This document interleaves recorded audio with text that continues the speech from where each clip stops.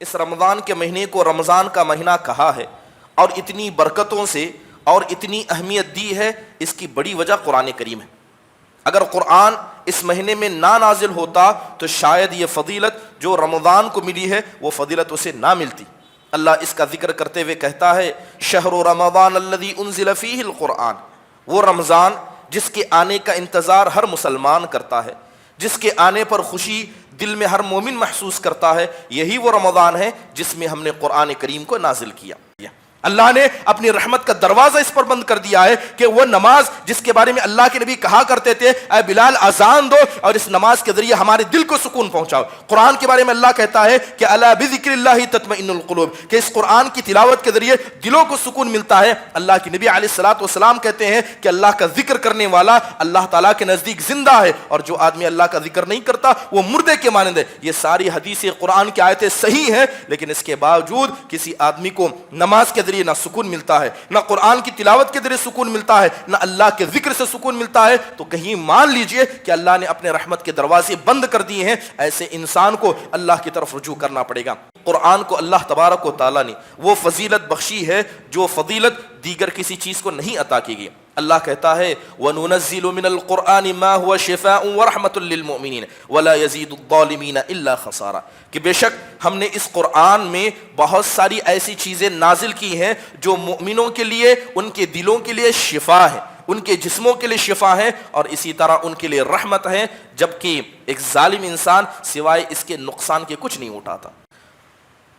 ان الحمد للہ نحمده ونستعینه ونستغفره ونؤمن به ونتوکل علیہ ونعوذ باللہ من شرور انفسنا ومن سیئات اعمالنا من يهده الله فلا مضل له ومن يضلله فلا هادي له واشهد ان لا اله الا الله وحده لا شريك له واشهد ان محمدا عبده ورسوله اما بعد فان خير الحديث كتاب الله وخير الهدي هدي محمد صلى الله عليه وسلم وشر الأمور محدثاتها وكل محدثة بدعة وكل بدعة ضلالة وكل ضلالة في النار فأعوذ بالله من الشيطان الرجيم بسم الله الرحمن الرحيم يا أيها الناس اتقوا ربكم الذي خلقكم من نفس واحدة وخلق منها زوجها وبث منهما رجالا كثيرا ونساء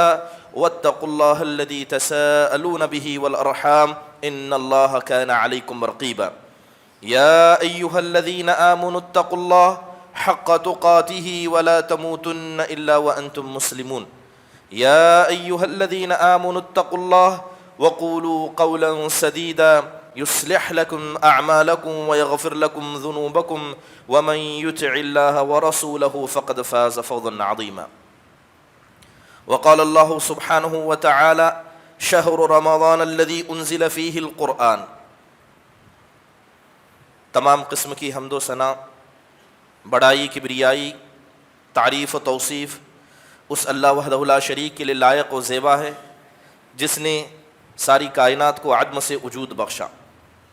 درود نازل ہو تمام انبیاء علیہم الصلاۃ والسلام پر جنہیں اللہ سبحانہ و تعالیٰ نے اپنی قوموں تک ہادی و رہبر بنا کر بھیجا، خصوصاً ہمارے اور آپ کے آخر نبی جناب محمد الرسول اللہ صلی اللہ علیہ وسلم کے ذات گرامی پر، جنہیں اللہ سبحانہ و تعالیٰ نے ایک ایسی شریعت سے نوازا جو شریعت رات کی تاریکی میں بھی دن کی طرح واضح اور روشن ہے۔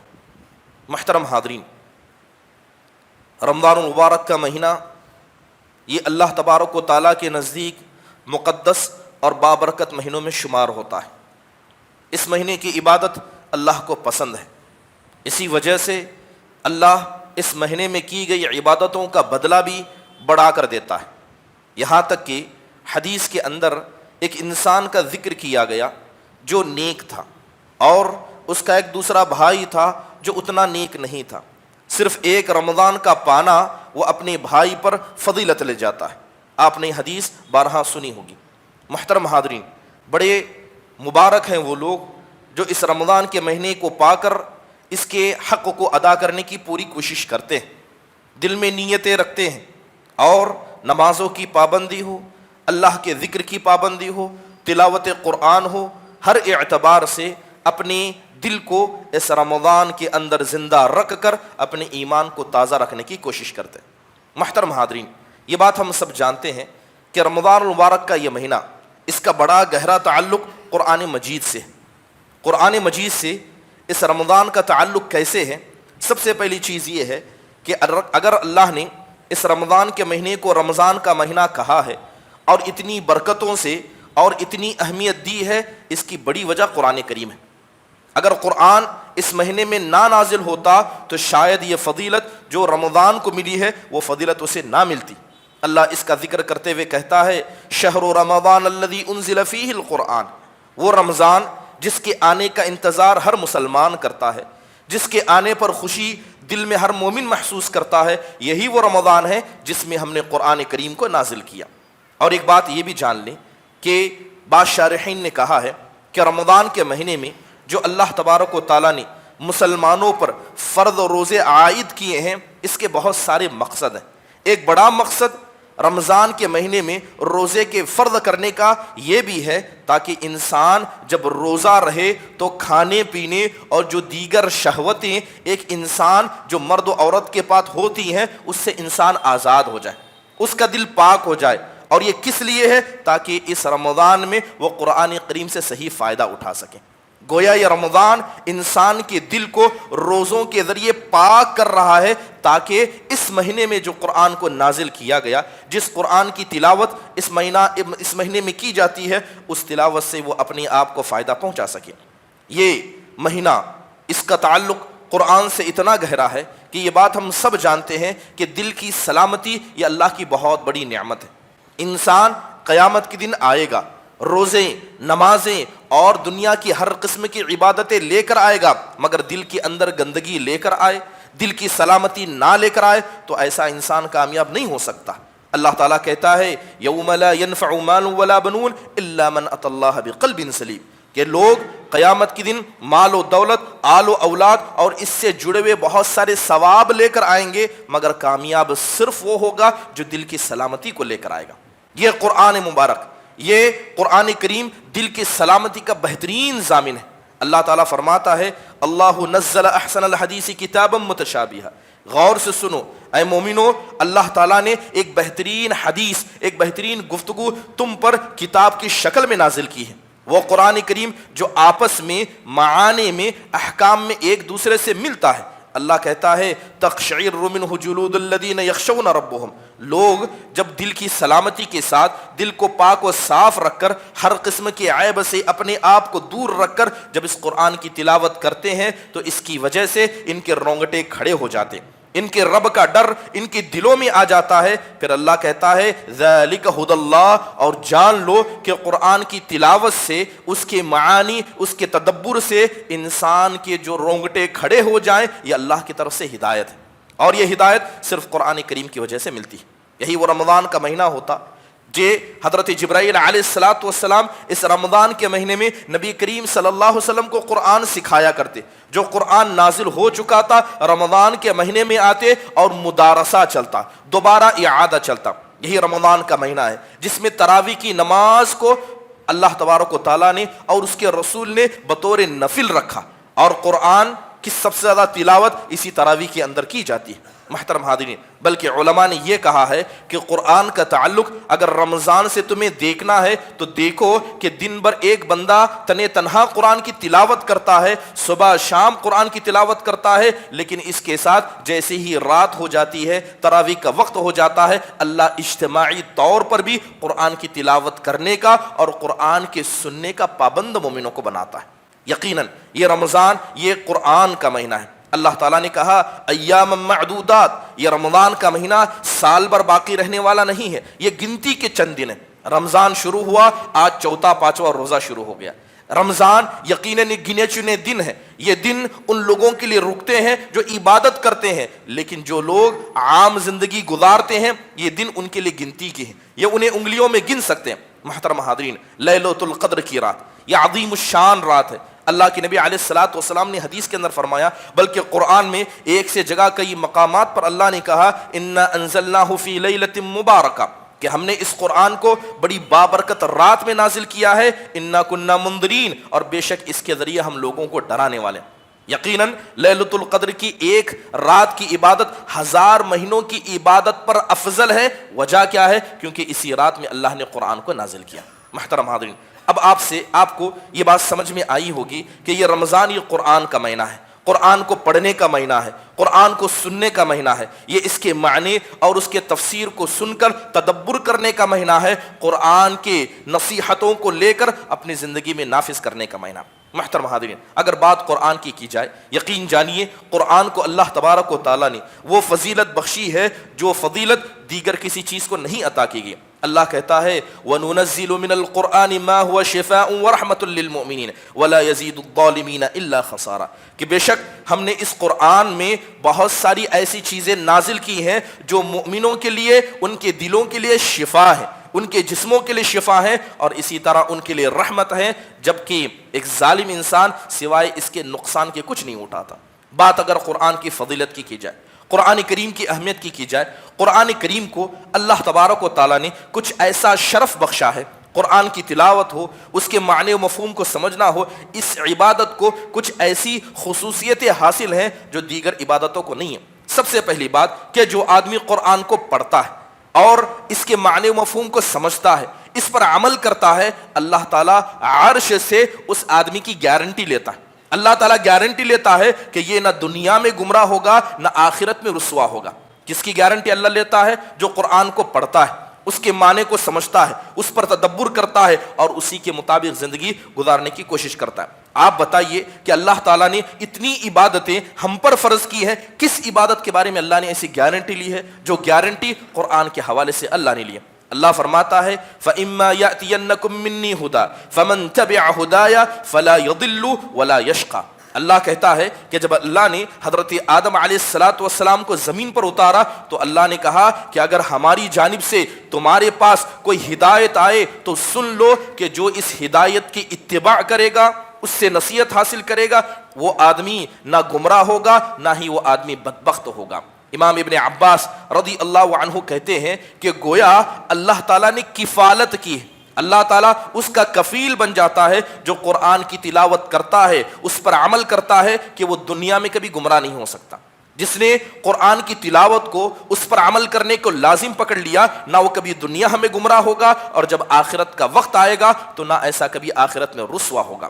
دوسرا اہم فائدہ اس قرآن کی تلاوت کا، اس پر عمل کرنے کا، آپ جانتے ہیں کہ جو نمازیں ہم پڑھتے ہیں، جو صدقات ہم کرتے ہیں، کیا اس کے قبول ہونے کی کوئی گارنٹی ہے؟ کیا یہ قبول ہو گئے ہیں؟ اس کی کوئی نشانی ہے؟ کوئی ضروری نہیں کہ انسان کی عبادت قبول کی جائے، اللہ کا فضل ہے، اللہ جسے چاہے قبول کرے، جسے چاہے اللہ رد کرے۔ مگر قرآن کریم کے حوالے سے اللہ تعالیٰ نے اس بات کی بھی گارنٹی دی کہ جو قرآن کی تلاوت کرے گا، اس پر عمل کرے گا، اللہ اس کے ثواب کو ضائع نہیں کرے گا، اللہ اس کا ثواب ضرور لکھے گا، چاہے وہ اخلاص کے ساتھ پڑھے یا کسی غیر کے ساتھ۔ بلکہ قرآن کی تلاوت یہ اتنی عظیم الشان ہے کہ اخلاص کی وجہ سے اس کا ثواب بڑھتا جاتا ہے، ورنہ اس کا ثواب اللہ کے یہاں طے ہے۔ اللہ تعالیٰ کہتا ہے ان الذین یتلون کتاب اللہ واقاموا الصلاۃ وانفقوا مما رزقناہم سرا وعلانیۃ یرجون تجارۃ لن تبور، کہ بے شک جو لوگ قرآن کی تلاوت کرتے ہیں، نمازوں کو قائم کرتے ہیں، اور اللہ نے جو رزق دیا ہے لوگوں کے سامنے دکھا کر اور چھپ کر خرچ کرتے ہیں، وہ اللہ کے ساتھ ایک ایسی تجارت کر رہے ہیں، وہ اللہ کے ساتھ ایک ایسی ڈیل کر رہے ہیں جس ڈیل میں، جس تجارت میں کبھی نقصان نہیں، اس تجارت میں کبھی نقصان نہیں۔ بلکہ امام ابن کثیر کہتے ہیں ایرجون ثوابا لا بد من حصولہ، بلکہ ابن کثیر کہتے ہیں کہ بلکہ اللہ تعالیٰ سے وہ ثواب کی ایسی امید رکھتے ہیں جو ثواب ان کو ضرور دیا جائے گا۔ گویا قرآن کی تلاوت کا ثواب جیسے ہی آپ اس کی تلاوت کریں گے، اس پر عمل کریں گے، اس کا ثواب طے ہے۔ محترم حاضرین، بہت سارے لوگ اپنے آپ کو اللہ والے کہتے ہیں، لوگ اولیاء اللہ کہتے ہیں، کچھ لوگ اپنے آپ کو کہتے ہیں تو کچھ لوگ کسی غیروں کو کہتے ہیں، لیکن قرآن والے حقیقت میں یہ اللہ کے اولیاء ہیں، قرآن والے یہ اللہ والے ہیں۔ ہو سکتا ہے کہ ایک آدمی جس نے 40-50 سال اللہ کے دین کی خدمت کی ہو، نمازیں پڑھی ہو، روزے اور حج کیے ہو، مگر وہ اللہ والا نہ ہو، لیکن قرآن والا یہ ہمیشہ اللہ والا ہوتا ہے۔ حدیث کے اندر اللہ کے نبی علیہ الصلوۃ والسلام کہتے ہیں للہ من الناس اہلون، کہ لوگوں میں کچھ لوگ اللہ والے، لوگوں میں کچھ لوگ اللہ والے ہیں. تو صحابہ نے پوچھا من ہم یا رسول اللہ, اے اللہ کے نبی یہ تو بتائیے کہ یہ اللہ والے کون ہیں جو لوگوں میں گنے چنے ہیں اور اللہ تعالیٰ ان کو پسند کرتا ہے؟ آپ نے کہا اہل القرآن اہل اللہ و خاصتہ, کہ قرآن والے جو قرآن کو پڑھتے ہیں, اس پر عمل کرتے ہیں اور اسی طرح قرآن کو اپنی حرز جان بناتے ہیں, ایسے لوگ اللہ والے ہیں اور یہ اللہ کی خاص بندے, اللہ کی خاص عنایت ان پر رہتی ہے. محترم حاضرین, یہ قرآن وہ عظیم الشان کتاب ہے کہ جس نے اس قرآن کو پکڑا اللہ نے اسے عزت دی, جس نے اس قرآن کو اپنے سینے میں جگہ دی اللہ نے دنیا میں اس کا مقام بلند کیا ہے, اور جس نے چاہے وہ انسان ہو یا قوم ہو, جس نے اس کتاب کو چھوڑا اللہ نے ایسی قوم کو اور ایسے انسان کو دنیا اور آخرت میں ذلیل و رسوا کر کر رکھے گا. اس لیے حدیث کے اندر آتا ہے, اللہ کے نبی علیہ الصلوۃ والسلام فرماتے ہیں ان اللہ یرفع بہذا الکتاب اقواما ویضع بہ آخرین, کہ بے شک اللہ تعالیٰ اس قرآن کے ذریعے بہت سارے لوگوں کے مقام کو بلند کر دیتا ہے اور چھوڑنے والوں کو اللہ پستی میں اتار دیتا ہے. اگر اس کی مثالیں دیکھنا چاہیں, قرآن و حدیث میں خصوصی طور پر تاریخ کے اندر بے شمار ایسی مثالیں آپ کو ملیں گی جو مثالیں بتاتی ہیں کہ جن لوگوں نے قرآن کو اپنایا اگرچہ وہ دنیا میں غریب تھے, جسم کے اعتبار سے بہت سارے نقص اور عیب کے مالک تھے, مگر صرف جنہوں نے قرآن کو اپنایا اللہ تعالیٰ نے ایسے بہت ساروں کو بڑی عزت بخشی. بڑا مشہور قصہ ابن ابی ابزا کا ہے. نافع بن عبد الحارث حضرت عمر بن خطاب رضی اللہ عنہ نے ان کو مکہ کا گورنر بنایا تھا. مقام عصفان پر جب حضرت عمر آئے تو انہوں نے حضرت نافع بن عبد الحارث کو مکہ سے بلایا تاکہ مکہ کے جو رپورٹ ہے وہ ان سے لے سکیں. نافع بن عبد الحارث جب حضرت عمر کے پاس آئے تو حضرت عمر بن خطاب نے ان سے پوچھا کہ تم مکہ کے سردار ہو, تم مکہ کے گورنر ہو, تم یہاں ہو, تو مکہ میں تم نے کس کو اپنا نائب بنایا, اپنا جانشین تم نے مکہ میں کس کو بنایا ہے؟ تو نافع بن عبد الحارث کہتے ہیں کہ میں نے ابن ابی ابزا کو اپنا نائب بنایا. تو حضرت عمر ان کو نہیں جانتے تھے کہ ابن ابزا کون ہے. کہا کہ کون ابن ابزا؟ کہا عبد الرحمن ابن ابی ابزا جو میرے غلاموں میں سے ایک غلام ہے.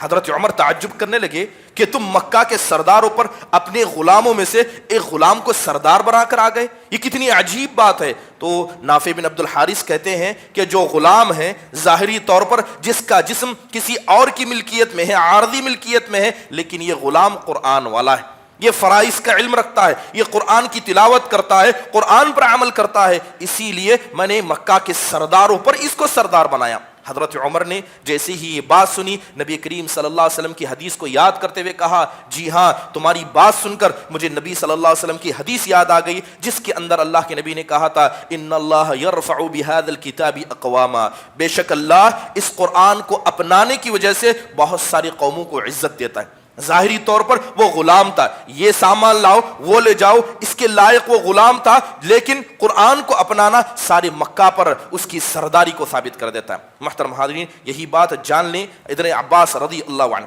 ابن عباس رضی اللہ عنہ کے بارے میں آتا ہے کہ دمشق کے اندر بیٹھے ہیں. آپ جانتے ہیں کہ ابن عباس یہ مفسر قرآن ہے.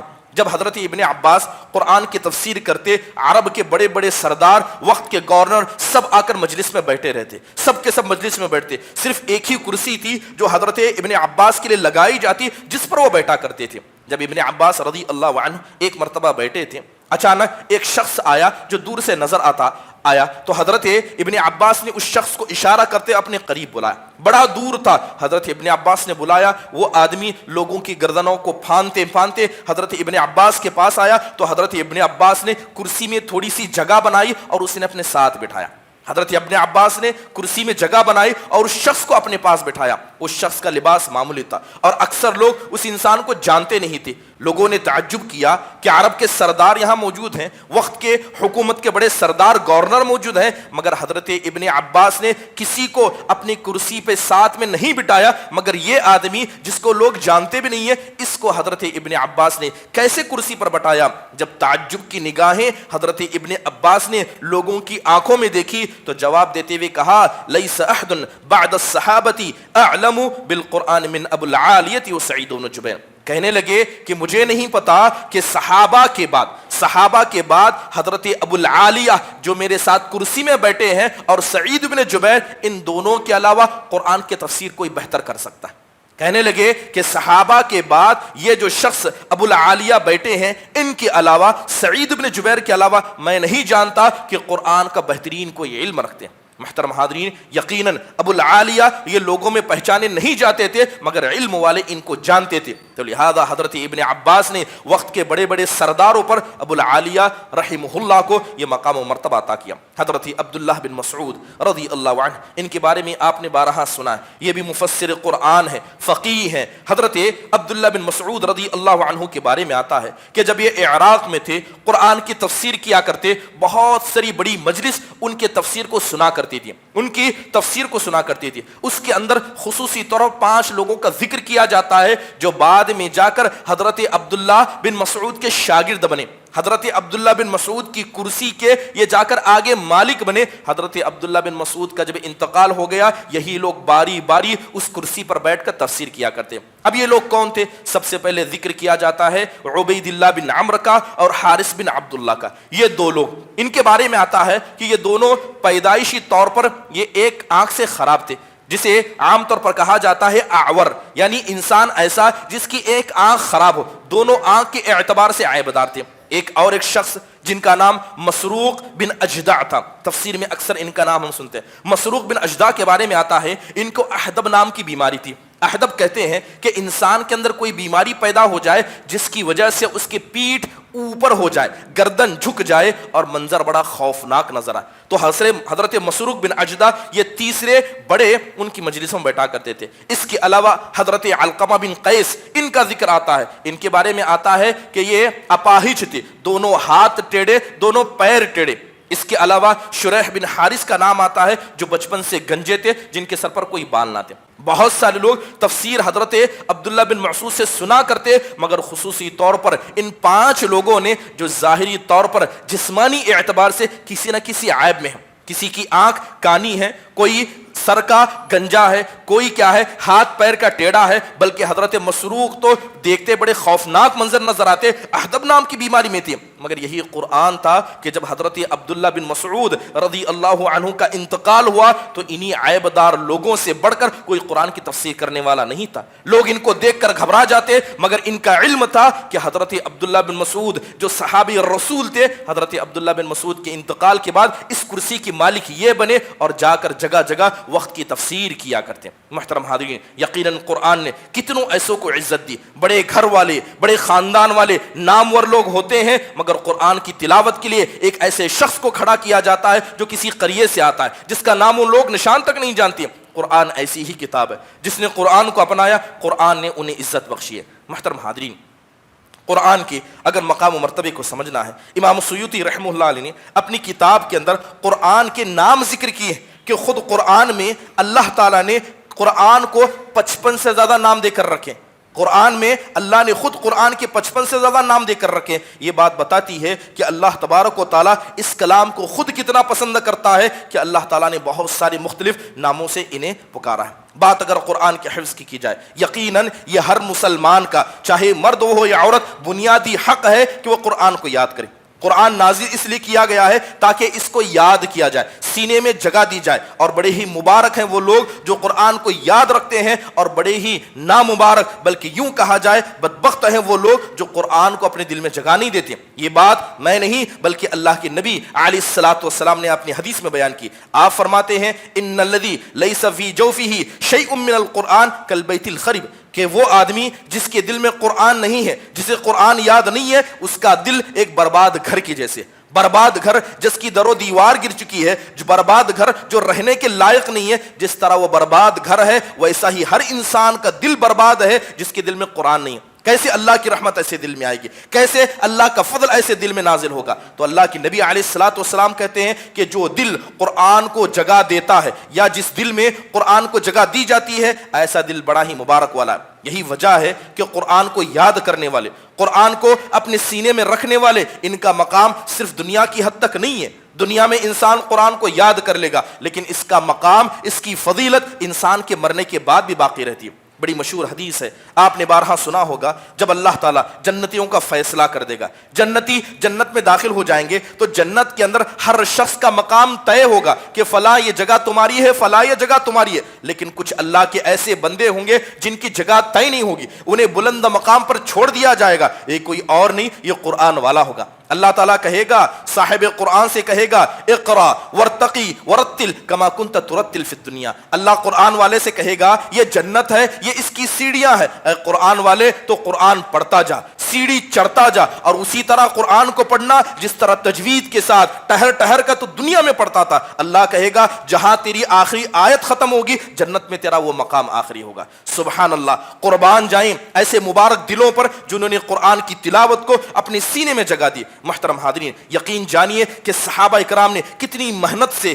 کتنی مشقت سے اس قرآن کو جمع کر کے ہمارے پاس رکھا ہے. اگر آپ دیکھیں اللہ تعالیٰ قرآن میں کہتا ہے وَقَالَ الَّذِينَ كَفَرُوا لَوْلَا نُزِّلَ عَلَيْهِ الْقُرْآنُ جُمْلَةً وَاحِدَةً. یہاں تک کہ کافر خود اعتراض کرتے تھے کہ اللہ تعالیٰ نے قرآن کو نازل کیا تو 22 اور 23 سال کا عرصہ کیوں لگا؟ کتنا بہتر ہوتا کہ ایک وقت میں اللہ قرآن نازل کرتا، سارے احکام ایک جگہ موجود ہوتے، سب اس سے پڑھ کر ہدایت پا جاتے. مگر اللہ نے دھیرے دھیرے قرآن کو نازل کیا، یہاں تک کہ 23 سال کا عرصہ یہ قرآن نازل ہونے ہوا. مشرک خود قرآن کو تھوڑا تھوڑا اترتا دیکھ کر پریشان ہوتے کہ مسلمان اتنا سارا قرآن کیسے یاد رکھیں گے، کیسے اس پر عمل کریں گے. محترم حاضرین، آپ جانتے ہیں کہ قرآن جو نازل ہوا ہے وہ وقت کے اعتبار سے نازل ہوا ہے. جیسے ہی کوئی حادثہ ہوتا قرآن کی آیتیں نازل ہوتی، جیسے ہی کوئی معاملہ پیش آتا واقعوں کے اعتبار سے قرآن نازل ہوتا گیا. لیکن آخر میں قرآن کی ترتیب کے حوالے سے یہ بات آپ کو بتا دی گئی تھی کہ آخری وقت میں جس سال اللہ کے نبی علیہ الصلاۃ والسلام کا انتقال ہوا تھا اس سال قرآن کی ترتیب کو بدل دیا گیا تھا.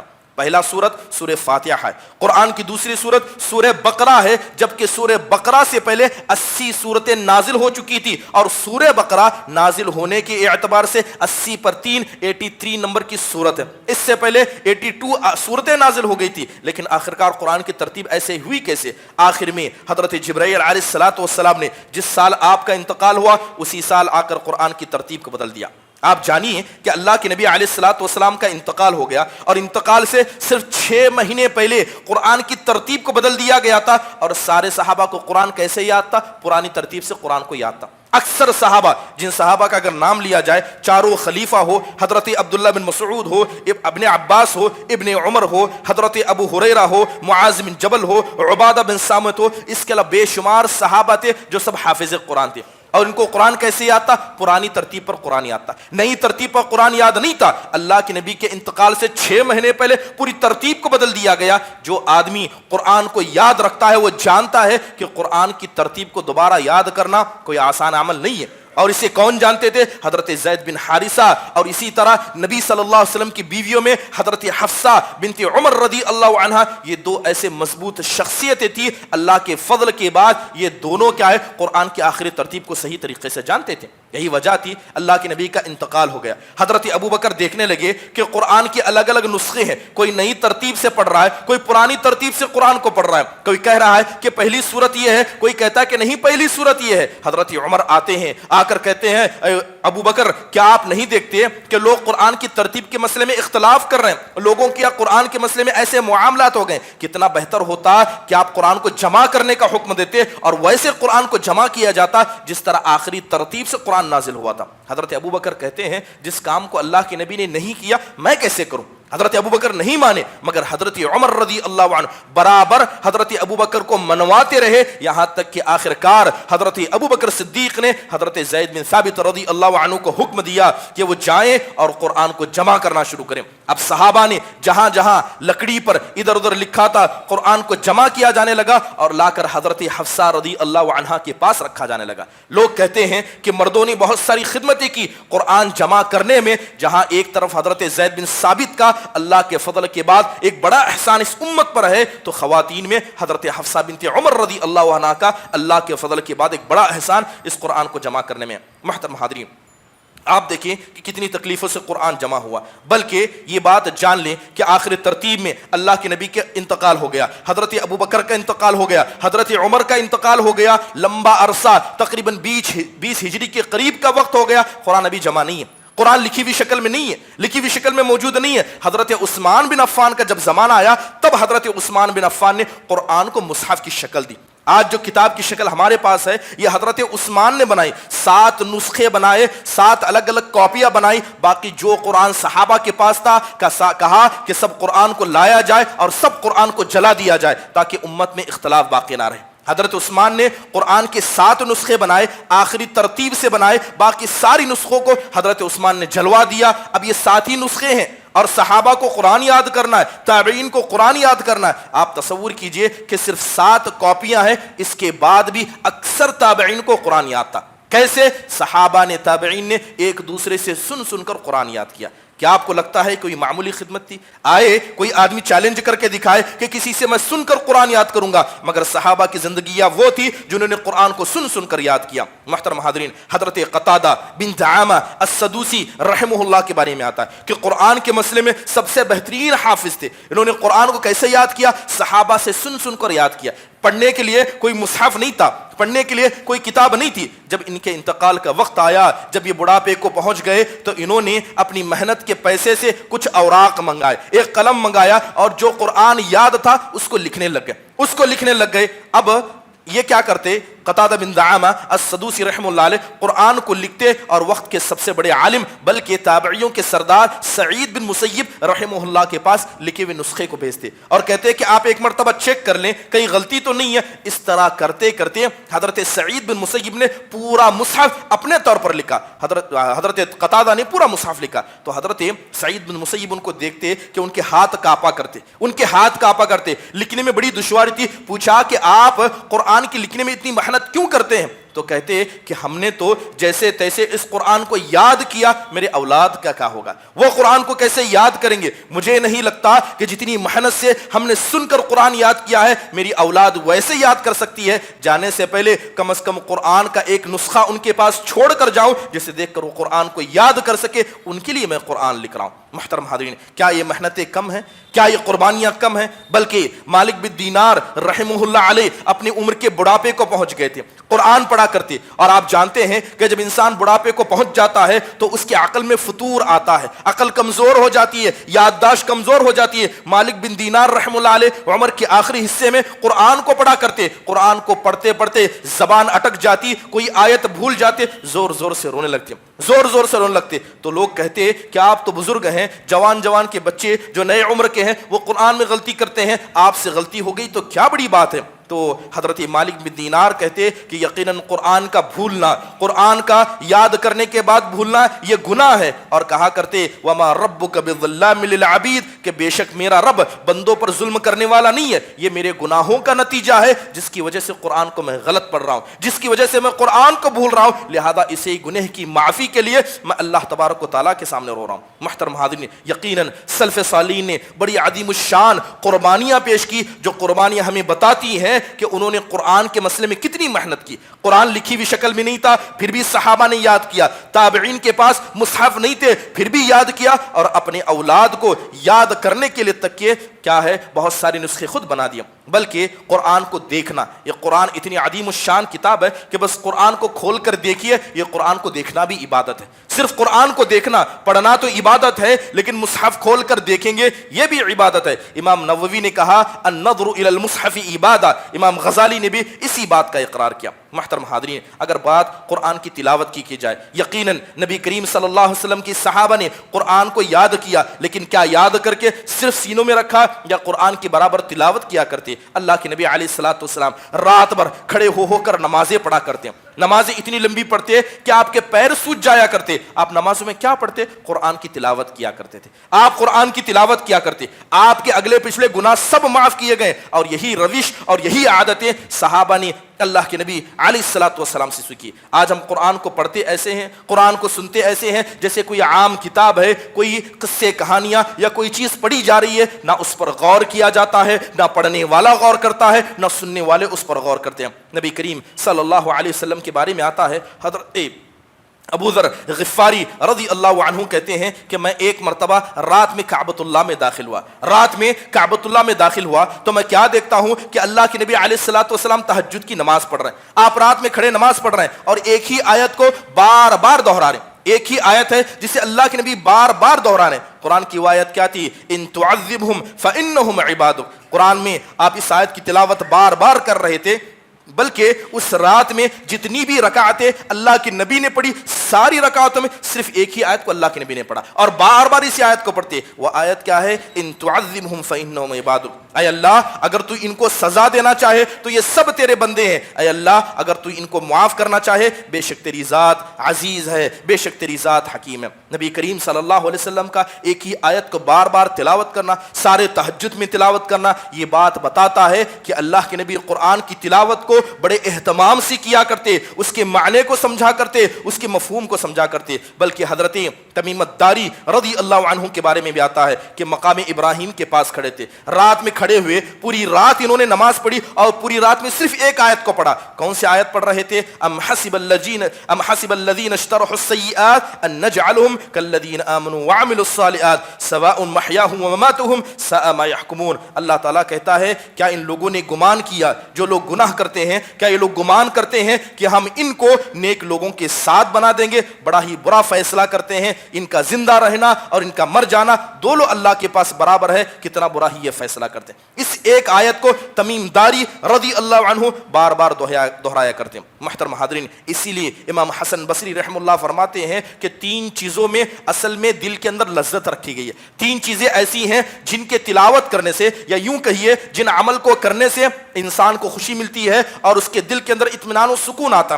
سب سے پہلے نماز کے ذریعے ایک مومن کو سکون ملتا ہے، قرآن کی تلاوت کے ذریعے ایک مومن کو سکون ملتا ہے، اور جب وہ اللہ کا ذکر کرے تو اس کے دل کو سکون ملتا ہے. تو ایک شخص نے پوچھا کہ اگر کوئی نماز پڑھے، اگر کوئی قرآن کی تلاوت کرے، کوئی اللہ کا ذکر بھی کرے، پھر بھی دل کو سکون نہ ملے، تو امام حسن بصری کہتے ہیں تو ایسے آدمی کو اللہ سے معافی مانگنی چاہیے. اللہ نے اپنے رحمت کا دروازہ اس پر بند کر دیا. اللہ نے اپنی رحمت کا دروازہ اس پر بند کر دیا ہے کہ وہ نماز جس کے بارے میں اللہ کے نبی کہا کرتے تھے اے بلال اذان دو اور اس نماز کے ذریعے ہمارے دل کو سکون پہنچاؤ. قرآن کے بارے میں اللہ کہتا ہے کہ الا بذکر اللہ تطمئن القلوب، کہ اس قرآن کی تلاوت کے ذریعے دلوں کو سکون ملتا ہے. اللہ کے نبی علیہ الصلوۃ والسلام کہتے ہیں کہ اللہ کا ذکر کرنے والا اللہ تعالیٰ کے نزدیک زندہ ہے، اور جو آدمی اللہ کا ذکر نہیں کرتا وہ مردے کے مانند ہے. یہ ساری حدیث قرآن کی آیتیں صحیح ہیں، لیکن اس کے باوجود کسی آدمی کو نماز کے نہ سکون ملتا ہے، نہ قرآن کی تلاوت کے ذریعے سکون ملتا ہے، نہ اللہ کے ذکر سے سکون ملتا ہے، تو کہیں مان لیجئے کہ اللہ نے اپنے رحمت کے دروازے بند کر دیے ہیں. ایسے انسان کو اللہ کی طرف رجوع کرنا پڑے گا. امام ابن تیمیہ رحمہ اللہ فرماتے ہیں کہ میں نے سلف صالحین کے قصے سنے، میں نے سلف صالحین کو دیکھا ہے، اور کہتے ہیں کہ سلف صالحین کی سیرت کو دیکھنے کے بعد مجھے ایک چیز سمجھ میں آئی کہ ایک مومن کا تعلق قرآن سے ایسا ہی ہے جیسے ایک مچھلی کا تعلق پانی سے ہوتا ہے. اگر کسی مچھلی کو پانی سے نکال دیا جائے کتنا وقت وہ زندہ رہ سکتی ہے، کتنا وقت وہ حیات مستعار پر رہ سکتی ہے. ویسا ہی حقیقی طور پر ایک مومن کا تعلق قرآن سے ہے. ہفتے گزر جائیں، مہینے گزر جائیں اور وہ قرآن کو نہ دیکھے، نہ تلاوت کرے اور اپنے آپ کو مومن سمجھے، اس سے بڑھ کر دھوکے میں اور کوئی مبتلا نہیں ہے. حضرت عثمان بن عفان رضی اللہ عنہ، حضرت عثمان بن عفان رضی اللہ عنہ گھر میں بیٹھ کر قرآن کی تلاوت کریں، سبائی آپ کے گھر میں گھس کر آئے، لوگوں نے تلوار کھینچ لی. حضرت عثمان سے کہتے ہیں خلافت کو چھوڑیے ورنہ آپ کو قتل کر دیا جائے گا. مصحف سے روک دیا گیا، قرآن پڑھنے نہیں دیا گیا. بات چل رہی ہے، ڈسکشن چل رہا ہے. حضرت نائلہ جو اندر تھی، حضرت عثمان بن عفان رضی اللہ عنہ کی بیوی تھی، اندر سے تھی، وہ حضرت عثمان کے چہرے پر بے چینی کو دیکھ رہے تھے. وہ حضرت عثمان کے چہرے پر بے چینی کو دیکھ رہی تھی. وہ سمجھ رہی تھی کہ حضرت عثمان بے چین ہو رہے ہیں. اب وہ جانتی تھی کہ بے چین کیوں ہو رہے ہیں، کیا موت کی ڈر سے ہو رہے ہیں یا کسی اور چیز کی وجہ سے ہو رہے ہیں. سبائی گفتگو کر رہے ہیں، اندر سے بیوی چلا کر کہتی ہے کہ تم کیا نہیں دیکھتے کہ حضرت عثمان بے چین ہے، کیونکہ کبھی بھی وہ زیادہ دیر قرآن سے دور نہیں رہتے. سبائیوں نے آیا موت کی دھمکی دی. حضرت عثمان کو موت سے ڈر نہیں تھا، لیکن وہ قرآن کی تلاوت سے جو انہیں روک رہے تھے اس تلاوت نہ کرنے کی وجہ سے ان کو بے چینی ہو رہی. یہاں تک کہ بیوی نے کہا اس انسان کو یا تو قرآن پڑھنے دو یا اسے قتل کر دو، ان کا اتنا بے چین ان کو میں نہیں دیکھ سکتی. سبحان اللہ، قربان جائے ایسی زندگیوں سے جنہوں نے قرآن کی تلاوت کو اپنے دل میں ایسی جگہ دی. اور یہی صحابہ کرام تھے، یہی صحابہ کرام تھے. اس لیے امام ابن تیمیہ نے کہا کہ قرآن کا تعلق ایک مومن سے کیسے ہونا چاہیے، جیسے مچھلی مچھلی کا تعلق پانی سے ہونا چاہیے. اللہ معاف فرمائے, اللہ رحم فرمائے, اللہ تعالیٰ اپنی ہدایت سے ان لوگوں کو نوازے. رمضان کا مہینہ ہے, نہ فجر میں, نہ ظہر میں, نہ عصر میں, نہ مغرب میں, نہ قرآن کی تلاوت تراویح میں لوگ نہ قرآن کی تلاوت کرتے ہیں, نہ قرآن کو غور سنتے ہیں, اور اس کے بعد بھی کہتے ہیں ہم مومن ہیں, ہم مسلمان ہیں, ہم جنت میں چلے جائیں گے. اللہ تعالیٰ نے صاف کہا ہے کہ یہ دنیا دھوکے کی زندگی ہے. شیطان بتاتا ہے کہ تمہاری نمازیں تمہیں اللہ کے پاس کامیاب کریں گی, جبکہ یہ نمازیں تمہیں اللہ کے پاس بچا نہیں سکتی. یہ روزے, یہ چہرے, یہ تمہاری داڑیاں, یہ دین کی خدمت, یہ تمہیں اللہ کے پاس رسوا کرنے سے نہیں بچا سکتی اللہ کہ جس پر اللہ تعالیٰ رحم کرے. کیا لگتا ہے کہ جو لوگ نہ قرآن کی تلاوت کرتے ہیں, رمضان کا مہینہ آنے کے بعد قرآن سے نہ لگاؤ لگاتے ہیں, ایسے لوگ کامیاب ہو جائیں گے؟ صحابہ وہ تھے جنہوں نے قرآن سے ایسا تعلق بنایا, اور یقین جائیے صحابہ اکرام کو اسی وجہ سے ایسی فضیلتیں بخشی گئی. اگر کوئی آدمی اپنے آپ کو بھی ان مقدس ہستیوں میں بنانا چاہتا ہے, قرآن سے وہ تعلق قائم کرے, قرآن سے وہ رشتہ نبھائے جو رشتہ صحابہ نے, سلف صالحین نے قرآن سے نبھایا تھا. محترم حاضرین, جہاں تک قرآن سیکھنے سکھانے کی بات کی جائے, سیکھنا سکھانا سب سے افضل کاموں میں سے اللہ کے نبی نے کہا خیرکم من تعلم القرآن وعلمہ. وہ انسان اس روئے زمین میں سب سے بہترین انسان ہے جو قرآن کو خود سیکھتا بھی ہے اور دوسروں کو سکھاتا بھی ہے. یہی وجہ ہے کہ صحابہ اکرام میں سے کتنے ایسے صحابہ تھے جن کو اللہ تعالیٰ نے بڑی بڑی عہدوں سے نوازا, بڑے بڑے منصب عطا کیے, مگر صحابہ اکرام جانتے تھے کہ کون سی چیز ان کو آخرت میں فائدہ پہنچانے والی ہے. حضرت امام بخاری نے عبد الرحمن السلمی سے یہ روایت کو نقل کیا ہے. کہتے ہیں کہ اللہ کے نبی علیہ الصلوۃ والسلام کے بڑے مشہور صحابی ہیں, ان کے بارے میں ذکر آتا ہے عبد الرحمن السلمی کے بارے میں. کہا کہ عبد الرحمن السلمی حضرت عثمان بن عفان رضی اللہ عنہ ان کو بلایا اور کہا کہ تم فلاں فلاں جگہ چلے جاؤ اور جا کر قرآن کی تلاوت کرو, قرآن کو سکھایا کرو. عبد الرحمن السلمی بڑے حافظ قرآن تھے, بڑے اچھے قاری تھے, لہذا حضرت عثمان نے ان کو مسجد نبوی کے اندر ایک جگہ عطا کی. کہا یہاں بیٹھ کر تم صحابہ کے بچوں کو اور تابعین کے بچے کو قرآن سکھانا. حضرت عبد الرحمن السلمی رحمہ اللہ کے بارے میں آتا ہے کہ جب انہوں نے قرآن کی تلاوت اور قرآن کی تدریس کا کام شروع کیا تو حضرت عثمان کا زمانہ ختم ہو گیا. اسی طرح حضرت علی کا زمانہ ختم ہو گیا, بلکہ زمانہ حجاج بن یوسف کا آیا اور اس کرسی کو نہیں چھوڑا, اس جگہ کو نہیں چھوڑا. بتایا جاتا ہے تقریباً 50 سال سے زیادہ انہوں نے مسجد نبی میں بیٹھ کر قرآن کی تعلیم سکھائی. یہ صحابہ تھے, یہ تابعین تھے, ان کو قرآن کی اہمیت پتہ تھی. بلکہ صحابہ ابو موسیٰ اشعری رضی اللہ عنہ کے بارے میں آتا ہے کہ انہیں حضرت عمر بن خطاب رضی اللہ عنہ نے, حضرت عمر نے ان کو بصرہ کا امیر بنایا. کوئی معمولی صحابی نہیں, بڑے عظیم الشان صحابی تھے. ان کو بصرہ کا امیر اور گورنر بنا کر بھیج دیا, گویا سارا بصرہ ان کے انڈر میں ہے. یہ گئے اور بصرہ کی بڑی جامع مسجد دیکھی اور جامع مسجد دیکھ کر مسجد میں جا کر بیٹھ گئے اور حضرت انس بن مالک سے کہا کہ تم حکومت سنبھالو, اگر کوئی ضرورت ہوگی تو میں آؤں گا. تقریباً 1 سال کا زیادہ عرصہ گزر گیا. حضرت عمر نے حضرت ابو موسیٰ کو بلا کر بھیجا کہ 1 سال بھر آپ نے کیا کیا خدمت انجام دی ہے, اس کی رپورٹ ہمیں دیجیے. حضرت ابو موسیٰ اشعری بچوں کو قرآن سکھا رہے تھے. حضرت انس سے کہا کہ سال بھر آپ نے تو حکومت سنبھالی ہے, جائیے اور حضرت عمر کے پاس جا کر ساری رپورٹ دیجیے. اب حضرت انس بن مالک رضی اللہ عنہ حضرت عمر کے پاس آتے. حضرت عمر ان سے سوال کرتے ہیں کہ بتاؤ تم نے اپنے خلیفہ کو, اپنے گورنر کو کیسے پایا؟ تو حضرت انس ہنسنے لگے. کہا کہ آپ نے حضرت ابو موسیٰ کو ہمارا گورنر بنا کر بھیجا, ایک دن کرسی پر بیٹھتے ہیں, دوسرے دن انہوں نے مسجد میں دیکھا کہ کچھ بچے قرآن سیکھنا چاہ رہے ہیں, مکمل سال ہو چکا ہے, وہ آفس میں آتے ہیں, نہ انہیں حکومت سے کوئی لگاؤ ہے, بلکہ وہ بیٹھ کر مسجد میں بچوں کو صرف قرآن سکھاتے رہتے ہیں. تو حضرت عمر ہنسنے لگے اور کہنے لگے کہ ابو موسیٰ بڑے چالاک ہیں, ہم نے ان کو دنیا دی اور انہوں نے اپنے لیے آخرت چنی. ہم نے ان کو دنیا کی گدی دی تاکہ حکومت سنبھالے, مگر حضرت ابو موسیٰ جانتے ہیں کہ قرآن کو سکھانا یہ آخرت کو کمانا ہے.